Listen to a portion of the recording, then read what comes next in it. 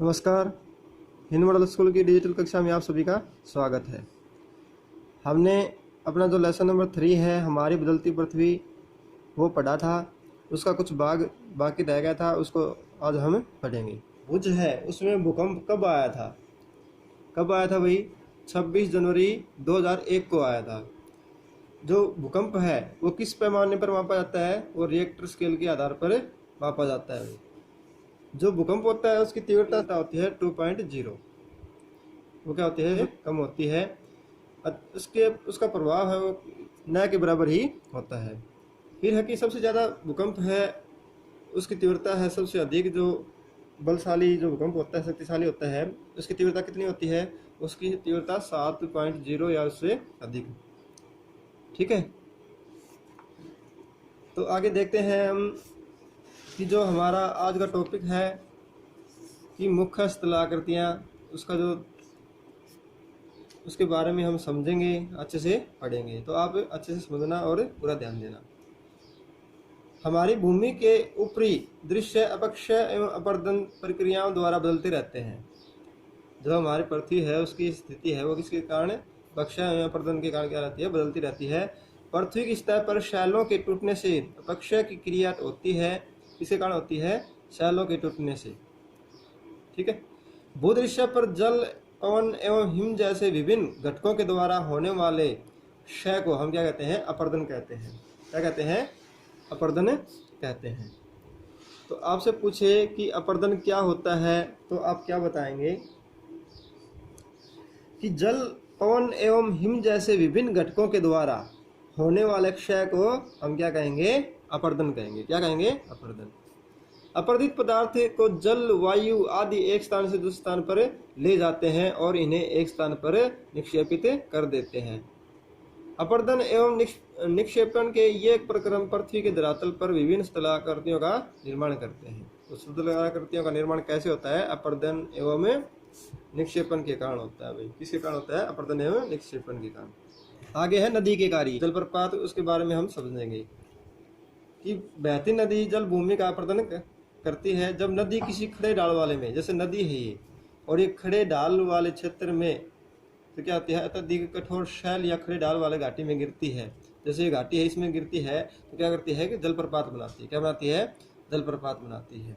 तो जलप्रपात होता क्या है कि जब नदी किसी खड़े ढाल वाले स्थान से अत्यधिक कठोर शैल या खड़े ढाल वाली घाटी में गिरती है तो यह जलप्रपात बनाती है। ठीक है, तो ये क्या कहलाएंगे? जलप्रपात कहलाएंगे। मैदानों क्षेत्रों में प्रवेश करने के बाद नदी मोड़दार मार्ग बहने लगते हैं। क्या बहने लगते हैं? मोड़दार मार्ग पर बहने लगती है, जैसे चित्र दे रखा है। ठीक है, तो क्या होता है इसमें? जब यह मैदानों में प्रवेश करती है तो मोड़ है ये क्या कर लेती है? बना लेती है। तो जो ये मोड़ होते हैं इनको क्या बोलते हैं? हमें विसर्प बोलते हैं। क्या बोलते हैं? विसर्प बोलते हैं। ठीक है, इसके बाद जो विसर्प है वो किनारों पर लगातार क्या करते हैं? अपर्दन करते हैं। क्या करते हैं? अपर्दन करते हैं।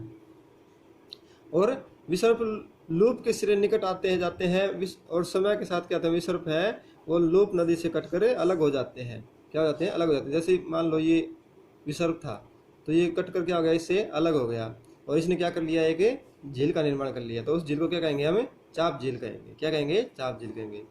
नदी जब अपने तटों से बाहर बहने लगती है तो निकटवर्ती क्षेत्रों में क्या होती है? बाढ़ आती है। जैसे नदी है अपने इनसे बाहर बहने लगेगी तो यहाँ क्या हो जाएगी? बाढ़ आ जाएगी।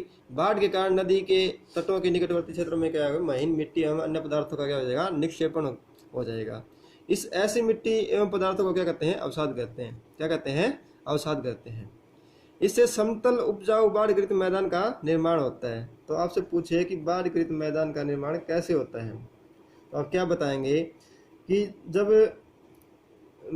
अत्यधिक वर्षा के कारण नदी अपने तटबंधों से बाहर बहने लगती है जिसके फलस्वरूप निकटवर्ती क्षेत्रों में बाढ़ आ जाती है। इससे वह अपने साथ निकटवर्ती क्षेत्रों में महीन मिट्टी एवं अन्य पदार्थों का क्या करते हैं? निक्षेपण करती है। क्या करती है? निक्षेपण करती है। इसके कारण समतल उपजाऊ जो बाढ़ग्रस्त मैदान है उनका क्या होता है? निर्माण होता है। आज में आगे है तटबंध। क्या दे दिया? तटबंध। तो तटबंध क्या होते हैं? नदी के उत्थित जो तट हैं वो क्या कहलाते हैं? तटबंध कहलाते हैं। क्या कहलाते हैं? तटबंध कहलाते हैं। नदी जब समुद्र के समीप पहुंचती है तो इसका प्रवाह बहुत ही धीमा हो जाता है। तब नदी का जल अनेक छोटी छोटी धाराओं में विभाजित हो जाता है, जिनको वितरिका कहा जाता है। क्या कहा जाता है? वितरिका कहा जाता है। कब कहा जाता है वितरिका? जब नदी का जल अनेक छोटी छोटी धाराओं में विभाजित हो जाता है तो वो क्या कहलाएंगी? वितरिका कहलाएंगी। यहाँ नदी इतनी धीमी हो जाती है कि यह अपने साथ लाए मलबे का निक्षेपण करने लगती है। प्रत्येक वितरिका अपने मुहाने का निर्माण करती है। सभी मुहानों के अवसाद के संग्रह से डेल्टा का निर्माण होता है। ठीक है, आगे है समुद्री तरंग के कार्य। समुद्री तरंग के कार्य क्या है? जैसे ये चित्र है, इसको हम देखेंगे, इससे समझेंगे कि समुद्री तरंग के अपर्दन एवं निक्षेपण तटीय स्थलाकृतियां बनाते हैं। समुद्री तरंगे लगातार शैलों से टकराती हैं, इससे दरार विकसित होती है। जब ये समुद्री तरंगे हैं, जैसे समुद्र है ये, इसमें ये शैलें हैं, जो तरंगे होती हैं किससे टकराती हैं? शैलों से। और जिससे उनमें क्या होती है? दरार है वो विकसित हो जाती है। क्या होती है? दरार है वो बन जाती है। ठीक है, और समय के साथ ये दरार क्या होती है? बड़ी होती जाती हैं। क्या होती है? जाती हैं, बड़ी हो जाती हैं। इनसे क्या बनते हैं? जो समुद्री गुफा है उनका क्या होता है? निर्माण होता है। इन गुफाओं के बड़े होते जाने पर इनमें केवल क्षति बचती है। जैसे ये जो गुफा है, इनकी जो जो बड़ी होती जाएगी तो पानी के कटाव से ये धीरे धीरे क्या हो जाएगी? आर पार हो जाएगी। ठीक है, तो ये गुफा न रहकर क्या हो जाएगा? इसमें जो जो केवल इनकी जो छत है, जो ऊपर की ये भाग, ये रह जाता है और ये एक रास्ता बन जाता है, जिसको क्या कहते हैं? तटीय मेहराब कहते हैं। क्या कहते हैं? तटीय मेहराब। लगातार अपर्दन छत को भी तोड़ देता है और केवल दीवारें बचती हैं। जैसे मान लो ये लगातार पानी से टकराएगा तो इसका जो ये भाग है ये भी पानी के कटाव से क्या हो जाएगा? खत्म हो जाएगा। और क्या रह जाएंगी? ये इस तरह से दीवार रह जाएंगी, यानी ये अलग भाग हो जाएगा, ये भाग अलग हो जाएगा। जैसे इसमें दिखा रखा है, तो ये बीच क्या हो जाएगा? रास्ता बन जाएगा। तो इसको क्या कहेंगे? हमें स्टैक कहेंगे। क्या कहेंगे? स्टैक। तो समुद्री जल के ऊपर लगभग ऊर्ध्वाधर उठे हुए ऊंचे शैलीय तटों को समुद्र भृगु कहते हैं। ठीक है, यानी समुद्री जल के ऊपर लगभग ऊर्ध्वाधर उठे हुए ऊंचे शैलीय तटों को समुद्री भृगु कहते हैं। समुद्री तरंगे किनारे पर अवसाद जमा कर समुद्री पुलिन का निर्माण करते हैं। तो हिमनद के क्या कार्य होते हैं? देखते हैं कि बर्फ की नदियों को हिमानी या हिमनद कहा जाता है। तो किसे कहा जाता है? अभी बर्फ की जो नदियां हैं उनको कहा जाता है। ठीक है, तो आगे देखते हैं हम कि हिमनद अपने नीचे की कठोर चट्टानों से गोलाश्मी मिट्टी और पत्थरों को अपरदित कर देती है और गोलाश्मी मिट्टी एवं पत्थरों से भूदृश्य का अपर्दन करती है। हिमनद गहरे गर्तों का निर्माण करते हैं। पर्वतीय क्षेत्र में बर्फ पिघलने से उन गर्तों में जल भर जाता है और वे सुंदर झील बन जाते हैं। तो हिमनद के द्वारा लाए गए पदार्थ जैसे छोटे बड़े शैल, रेत एवं तलछट मिट्टी निक्षेपित करते हैं। ये निक्षेप हिमनद हिमोड का निर्माण करते हैं। ठीक है, हाँ सुन यहाँ तक। आगे है पवन के कार्य। तो पवन के क्या कार्य है भाई? वो देखते हैं कि मरुस्थल में अपर्दन एवं निक्षेपण का प्रमुख कारक कौन होती हैं? पवन होती है। मरुस्थल में छत्रक शैल देखने को मिलती हैं। इससे सामान्यतः छत्रक शैल कहते हैं। किसे कहते हैं? छत्रक शैल। कि मरुस्थल में अपर्दन एवं निक्षेपण का प्रमुख कारक कौन है? मरुस्थलों में छत्रक शैल देखने को मिलती हैं, जो क्या कहलाती हैं? छत्रक शैल कहलाती है। पवन शैल के ऊपरी भाग की अपेक्षा निचले भाग को आसानी से काटती है।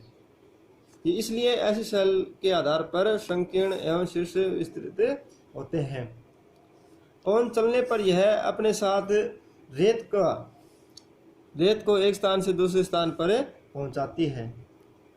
ठीक है, जब पवन का बहाव रुकता है तो यह रेत गिरकर छोटी पहाड़ी बनाती है। इनको बालू टिब्बा कहते हैं।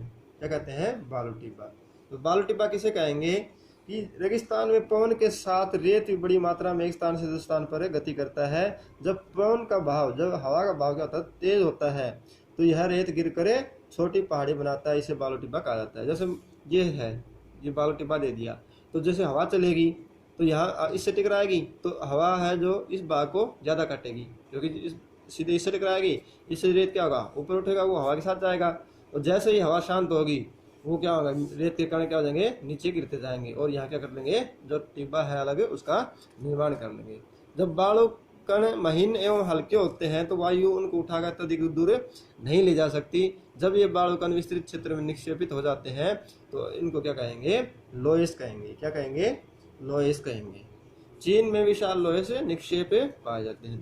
तो विशाल लोएस निक्षेप कहाँ पाए जाते हैं? वही चीन में पाए जाते हैं। ठीक है, आया समझ में?